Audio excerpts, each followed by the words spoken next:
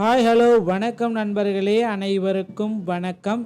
இன்றைக்கி நம்ம இந்த வீடியோவில் எதை பற்றி பார்க்க போகிறோம் அப்படின்னு பார்த்தீங்கன்னா, டிஎன்பிஎஸ்சி குரூப் 4 உடைய கட் ஆஃப் மதிப்பெண்கள் என்னவாக இருக்கும், டிஎன்பிஎஸ்சி குரூப் 4 உடைய ரிசல்ட்டு எப்போ வெளியிட போகிறாங்க, இதை குறித்து சில முக்கியமான அப்டேட்டை தான் வீடியோவில் நாம் பார்க்க போகிறோங்க. அது மட்டுமே கிடையாது, குரூப் 4ல் அஃபிஷியலான கட் ஆஃப் மதிப்பெண்கள் என்னவா இருக்கும், அதை பற்றியும் இந்த வீடியோவில் நான் உங்களுக்காகவே சொல்ல போகிறேன். ஸோ கட் ஆஃப் ஏன் குறைஞ்சிருக்கு, என்ன காரணத்தில் டிஎன்பிஎஸ்சியோடைய கட் ஆஃப் இவ்வளவு குறையிறதுக்கு என்ன காரணம் அப்படின்னு நிறைய பேர் கேட்குறீங்க. ஸோ அதற்குண்டான காரணமும் நான் இந்த வீடியோவில் உங்களுக்காகவே சொல்ல போகிறேங்க. என்ன சார் அந்த தகவல் இந்த வீடியோவில் சொல்கிறீங்க அப்படின்னு பார்த்தீங்கன்னா, லாஸ்ட்டாக வந்து பார்த்திங்கன்னா ஒரு 45 days தான் இருக்குது அப்படின்னு நம்ம சொல்லலாம். இந்த குரூப் 4 உடைய கட் ஆஃப்குள்ளே வராதவங்களுக்கு வந்து பார்த்திங்கன்னா இன்னும் படிக்க தொடங்கலாம். இந்த ஆண்டோடைய இறுதியில் அடுத்த 2026க்கு உண்டான குரூப் 4 உடைய நோட்டிஃபிகேஷன் வெளியிட்டுருவாங்க. அதனால் படிக்க ஆரம்பிச்சுக்கோங்க. ஸோ இந்த குரூப் 4ல் போராட்டங்கள் நிறைய பேர் நிறைய விதமாக நடத்துகிறோம் அப்படின்னு சொல்லியிருக்காங்க. ஆனால் இன்னும் அதிகாரப்பூர்வமான அறிவிப்பு எதுவுமே வரல.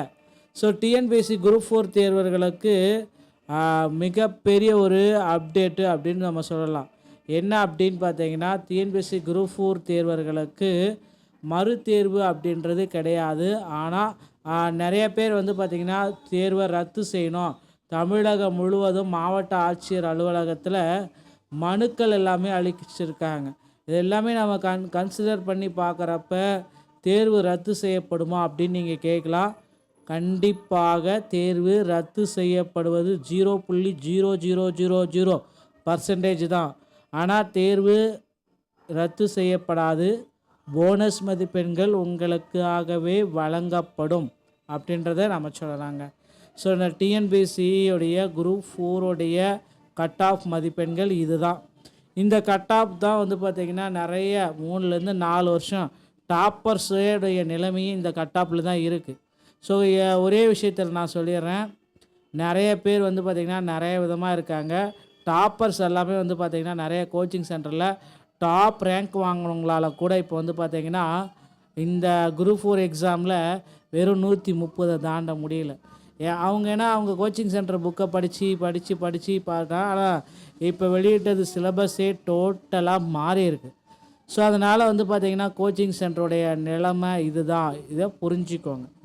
ஸோ குரூப் 4 கட் ஆஃபும் இது தான். கட் ஆஃப் வந்து பார்த்திங்கன்னா ரொம்ப ரொம்ப கம்மியாக தாங்க வரும். அதிகப்படியான கட் ஆஃப் வருவதற்கு வாய்ப்புகள் மிக மிக மிக குறைவு. ஓகேங்களா, இது நீங்கள் தெரிஞ்சுக்கணும். கண்டிப்பாக இந்த டிஎன்பிஎஸ்சி கட் ஆஃபில் இந்த மார்க் வந்துருச்சுன்னா 100% உங்களுக்கு ஜாப் கன்ஃபார்மாக கிடைக்கும்.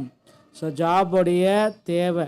ஸோ இதனால் வந்து பார்த்திங்கன்னா இன்னொரு விஷயத்தை நான் சொல்லிடுறேன், நிறைய பேர் மறுதேர்வு நடத்துகிறேன்றாங்க. அதுக்கு மறுதேர்வுக்கு வாய்ப்புகள் இல்லை. ஒரு வேளை குரூப் 4ல் கேள்விகள் தவறாக இருக்குது அப்படின்னா போனஸ் மதிப்பெண்கள் 2லிருந்து 5 மதிப்பெண்கள் கிடைக்குமே தவிர பெரிய மாற்றங்கள் எதுவுமே டிஎன்பிஎஸ்சி சார்பாக நிகழ்வதற்கு வாய்ப்புகள் குறைவுங்க. அடுத்து வந்து பார்த்திங்கன்னா குரூப் 4 காலி பணியிடங்களை உயர்த்துவாங்களா அப்படின்னு நீங்களே கேட்குறீங்க. ஸோ நிச்சயமாக வந்து பார்த்திங்கன்னா டிஎன்பிஎஸ்சி குரூப் 4 காலி பணியிடங்கள் உயர்த்தப்படுவதற்கு அதிகப்படியான வாய்ப்புகள் இருக்குது. ஸோ 10,000 வேக்கன்சிஸாவது வந்து பார்த்திங்கன்னா டிஎன்பிஎஸ்சி குரூப் 4ல் உயர்த்துவாங்க அப்படின்ட்டு மக்கள் எல்லாருமே எதிர்பார்த்துட்டே இருக்காங்க. ஸோ அவர்களுடைய எதிர்பார்ப்பு பிரகாரம் வேக்கன்சிஸ் இன்க்ரீஸ் ஆகுங்க. Group 4 official cut off official answer keys based என்னன்றதை பார்க்கலாம். ஸோ ஜிடி 31%, விஏஓ அப்படி ஆகணும் அப்படின்னு நினச்சிங்கன்னா 150 மார்க்கு, ஜூனியர் அசிஸ்டன்ட், நான் செக்யூரிட்டியல், டிஎன் மினிஸ்ட்ரியல் மற்றும் ஜட்ஜிடிகல் மினிஸ்ட்ரியல் சர்வீஸ் இந்த கேட்டகரியில் வரவங்க 150, junior assistant revenue inspector 151, forest guard watcher with driving licence compulsory இருக்கணும். அந்த மாதிரி போகிறப்ப 145, டைப்பிஸ்ட் 140, ஸ்னோ டைப்பிஸ்ட் 135, பிஎஸ்டிஎம் 120, எக்ஸரிஸ்மெண்ட் டிரான்ஜெண்ட் டிஸ்ட்ரிக்டோட வந்தால் 118ங்க, சேஃப் ஜோன் 135ங்க. அடுத்து பிசி 25.5% இந்த இடஒதுக்கீட்டில் வராங்க அவங்க. ஸோ அப்படி வரப்போ வந்து பார்த்திங்கன்னா விஏஓக்கு 145, junior assistant non security ministerial ஸ்டாஃபாக போகிறப்ப 150, junior assistant revenue inspector 151, forest guard watcher plus driving licence 139, typist 135, steno typist 133, PST 118, exservicemen டிரான்ஸ்டியூட்டோட வந்தால் 115ங்க. பிசி முஸ்லீம் 3.5%, விஏஓக்கு 140,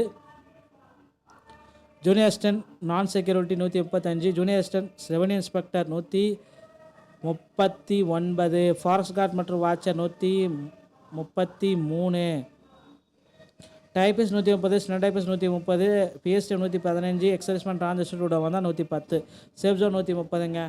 அடுத்து எம்பிசி மற்றும் DNC 20%, VAO 135, junior assistant non security 130, junior assistant revenue inspector 134, forest guard watcher 130, typist 124, steno typist 127, PST 110, exservicemen டிரான்ஸ்டியூட்டோட வந்தால் 108ங்க.